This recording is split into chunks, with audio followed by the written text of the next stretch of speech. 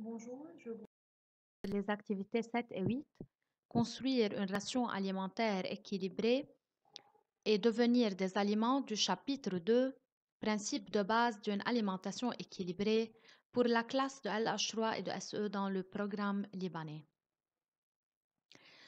Tout d'abord, c'est quoi ration alimentaire équilibrée? C'est la quantité de nourriture qui fournira la quantité et les proportions appropriées d'éléments nutritifs nécessaires à un individu pour accomplir un objectif spécifique tel que la croissance, le maintien, la lactation ou la gestation. Un régime alimentaire équilibré est obtenu à partir de nutriments variés.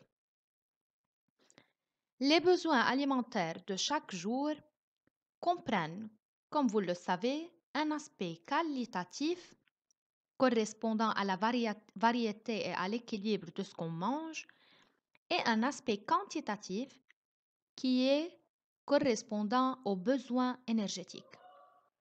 Et comme vous le savez, nous pouvons définir les nutriments en fait en 6 types qui sont les protéines, les glucides, les lipides, les fibres, l'eau, les minéraux et les vitamines. Pour avoir une alimentation équilibrée, il suffit tout simplement de manger de tout, mais en quantité modérée et en puisant dans les différents groupes d'aliments. La première règle à suivre pour assurer les besoins énergétiques, c'est d'évaluer ces besoins-là et d'apporter une quantité suffisante de nutriments pour les couvrir. C'est le rôle de la ration alimentaire équilibrée, de compenser les dépenses énergétiques de l'organisme. C'est l'aspect quantitatif. Et le deuxième rôle, c'est d'apporter les différents constituants chimiques dont l'organisme a besoin. C'est l'aspect qualitatif. Le fait d'équilibrer les besoins énergétiques du corps et l'apport énergétique par l'alimentation permet de garder la même masse corporelle et permet de nous garder en bonne santé. Mais notez que toutes les activités physiques supplémentaires que vous faites nécessitent un apport énergétique supplémentaire. Il faut savoir combien manger, quoi manger, surtout lorsque vous faites du sport. Pour assurer les besoins énergétiques, il y a quelques formules à appliquer. Tous les diététiciens s'accordent sur les bienfaits de divers nutriments, mais utilisent différentes formules pour assurer l'équilibre. Une de ces formules, on peut citer la formule 4-2-1. Cela signifie quoi?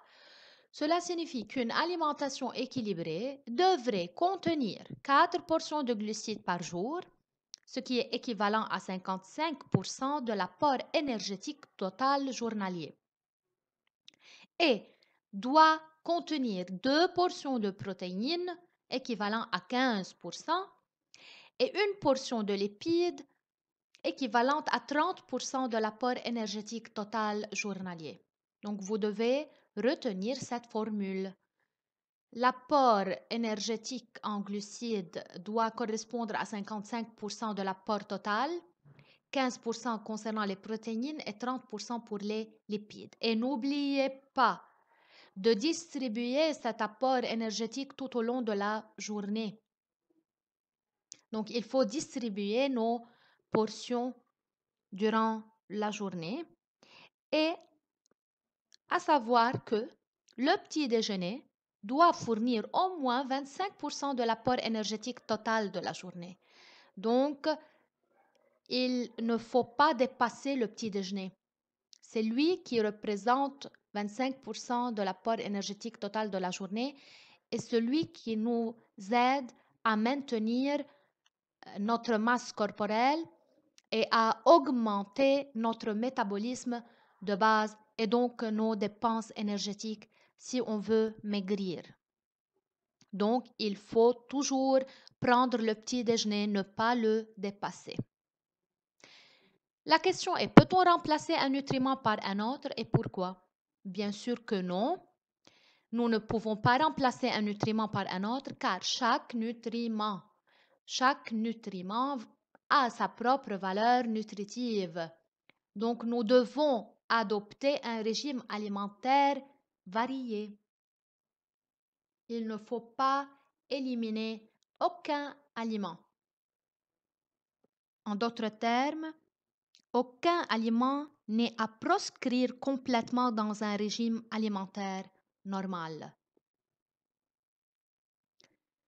Concernant les besoins qualitatifs, on doit équilibrer les protéines animales et végétales. Et on peut manger autant de protéines végétales qu'animales. Le rapport, c'est 1. Concernant les lipides, il faut manger des lipides d'origine végétale plus que les lipides d'origine animale. Et concernant les glucides, on a 2 types de glucides. Des glucides appelés sucres lents et d'autres appelés sucres rapides. On doit manger de sucres lents plus que des sucres rapides. Pourquoi? Les sucres rapides ou bien à assimilation rapide sont le glucose, le fructose, ça veut dire les sucres qui sont contenus dans les fruits, le miel, le sucre en poudre, le sucre qu'on trouve dans les friandises, etc. Ces sucres-là sont composés ou bien d'une molécule, telle que le glucose, ou bien de 2 molécules. On parle de disaccharides, etc., mais à ne pas retenir. Ils sont rapidement et facilement digérés et transformés rapidement en glucose et absorbés par notre paroi intestinale. Et donc, en cas d'excès, ça peut causer du diabète ou bien une résistance à l'insuline et ça peut causer l'obésité car l'excès de sucre rapide sera stocké sous forme de lipides dans nos tissus adipeux. Et de plus, l'énergie fournie par les sucres rapides n'est pas durable. Juste pour un effort physique de courte durée, on peut prendre avant cet effort physique-là de sucre rapide. Concernant les sucres à assimilation lente, tels que les céréales, l'amidon, etc., on suppose que nos enzymes digestives mettent beaucoup plus de temps à transformer les sucres complexes, les sucres lents, dont la molécule de base c'est l'amidon, qui est composée de plusieurs molécules de glucose. Donc, ça va prendre beaucoup de temps à digérer cet amidon et à absorber le glucose.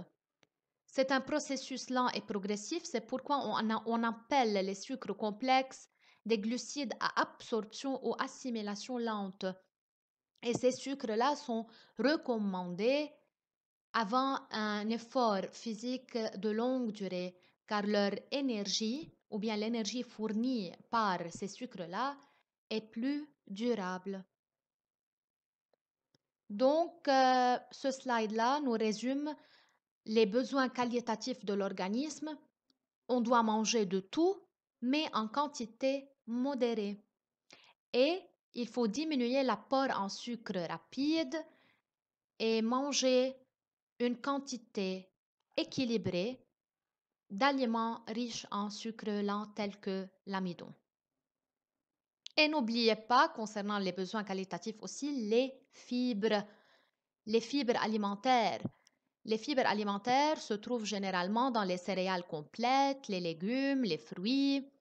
Et ces fibres-là sont la pectine, la cellulose. Donc, ce sont des sucres spécifiques aux plantes, si vous voulez.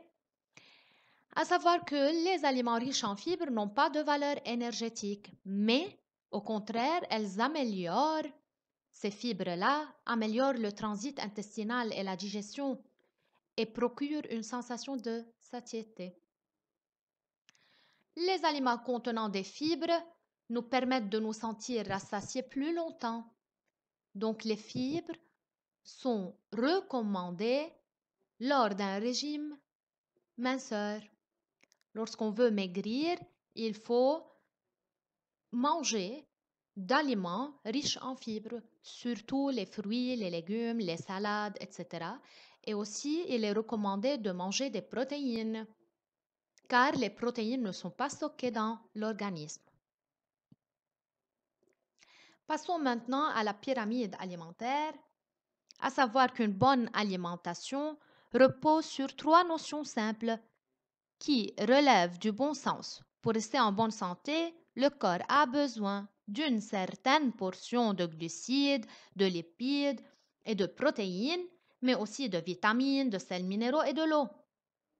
Aucun aliment ne contient à lui seul tous les nutriments qui nous sont nécessaires. Donc, les différents groupes d'aliments dont on va parler maintenant sont plus ou moins riches, comme vous savez, de glucides, lipides, protéines, etc. Et donc, pour l'équilibre alimentaire, comme pour le plaisir de manger, il faut prendre chaque jour des aliments de chaque famille. Alors, on va voir la famille des aliments ou bien les familles auxquelles appartiennent les aliments que nous consommons et à savoir qu'aucun aliment n'est à proscrire complètement dans notre régime. Et voilà, la pyramide va nous aider à visualiser la part que chaque famille d'aliments doit représenter dans les apports d'une journée. Chaque étagère contient les aliments ayant le même type de nutriments. Donc, les aliments ayant le même type de nutriments sont regroupés dans une même étagère. Et cette pyramide-là, comme je vous ai dit, elle va nous donner un choix de différents aliments parmi lesquels choisir un régime alimentaire sain. Les aliments sont regroupés en trois, si vous voulez, groupes ou bien types essentiels. On a les aliments fonctionnels, les aliments énergétiques et les aliments bâtisseurs. C'est quoi les aliments fonctionnels, tels que les fruits et les légumes, et qui sont riches en vitamines et fibres? Donc, les fruits et les légumes contenant des vitamines et des fibres appartiennent à la famille des aliments fonctionnels. On doit au moins manger 5 parts, 5 portions par jour de ces aliments fonctionnels. Pourquoi on les appelle aliments fonctionnels? Car ils ont un rôle protecteur et sont nécessaires au bon fonctionnement de notre organisme. D'accord? Donc, c'est la première famille d'aliments qui sont les aliments fonctionnels ayant une bonne fonction, une fonction très importante pour l'organisme. On passe ensuite à la famille des aliments énergétiques riches en matières grasses telles que les lipides. Vous voyez là, on doit limiter un peu la consommation car ça peut causer des maladies cardiovasculaires, de l'obésité, ça peut élever le taux de cholestérol dans le sang, etc. Donc, limiter la consommation des matières grasses, mais ce sont des matières énergétiques car elles fournissent de l'énergie pour nos activités physiques. On a aussi les aliments riches en amidon, en sucre lent, qui apportent aussi de l'énergie. Et ces aliments-là sont le pain, les céréales et les dérivés de céréales et les produits sucrés. Donc, concernant les produits céréaliers qui constituent des aliments énergétiques, à chaque repas, on doit prendre de 4 à 6 portions. Pourquoi énergétique? Car on a dit qu'ils fournissent de l'énergie pour les cellules de l'organisme, mais également des substances de réserve. On peut stocker ces aliments-là. On peut les stocker en cas de besoin. On les réutilise pour produire de l'énergie. Et enfin, on a la famille des aliments bâtisseurs qui sont riches en protéines et en calcium. Les aliments bâtisseurs riches en protéines sont surtout les viandes, les œufs, les poissons, une fois par jour à les consommer. Et on a aussi les aliments riches en calcium tels que le lait et les produits laitiers. À chaque repas, on doit prendre de 2 à 4 parts. Pourquoi on les appelle des aliments bâtisseurs? Car ils sont nécessaires à la formation de l'ossature de nos os et au développement de la masse musculaire, le développement de nos muscles. Et donc, c'est pour cela qu'on les appelle bâtisseurs. Donc voilà, les aliments sont regroupés en 3 familles, fonctionnels, énergétiques, bâtisseurs, et la pyramide vous aide à choisir le bon régime alimentaire équilibré et ça dépend surtout de votre métabolisme de base et de vos dépenses énergétiques. N'oubliez pas. On passe à cette photo-là. Elle nous décrit le flux de matière à travers l'organisme. Et la question est de décrire. Décrire yani, ce qu'on voit. Vous pouvez prendre un peu de temps pour décrire cette photo. Et alors voici la description. Les protéines, les glucides et les lipides sont digérés dans l'intestin. C'est la digestion.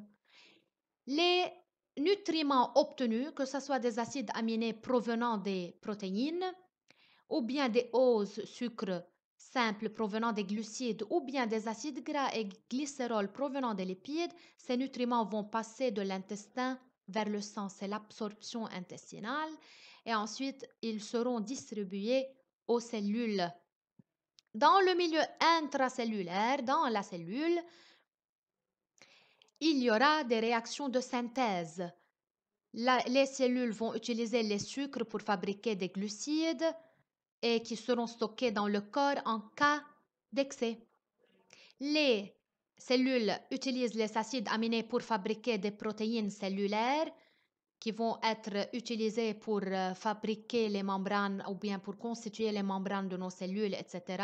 Et même pour produire des protéines fonctionnelles telles que les enzymes et les vitamines. Donc les acides aminés vont former des protéines nécessaires au bon fonctionnement de nos cellules. Alors que les acides gras et glycérol sont utilisés par les cellules pour produire des lipides et ces derniers vont être stockés dans nos tissus adipeux et tout excès de lipides va aboutir à l'augmentation de la masse corporelle ou bien du poids et ça peut conduire à l'obésité. Donc faites attention. Maintenant, en cas de besoin, la cellule va dégrader les molécules qu'elle a déjà fabriquées par une réaction d'oxydation cellulaire ou de dégradation en produisant de l'eau, de CO2, de l'urée, de déchets, etc. Donc voici le devenir des aliments. De l'aliment, nutriments, par digestion, les nutriments sont utilisés par les cellules pour synthétiser de nouvelles molécules qui seront dégradées en cas de besoin pour fournir de l'énergie, etc. Les protéines ne sont pas stockées. Le glucose en excès peut être stocké sous forme de lipides, ce qui peut augmenter le poids corporel et conduire à l'obésité et à d'autres troubles hormonaux tels que la résistance à l'insuline, le diabète, etc. Et merci de votre attention.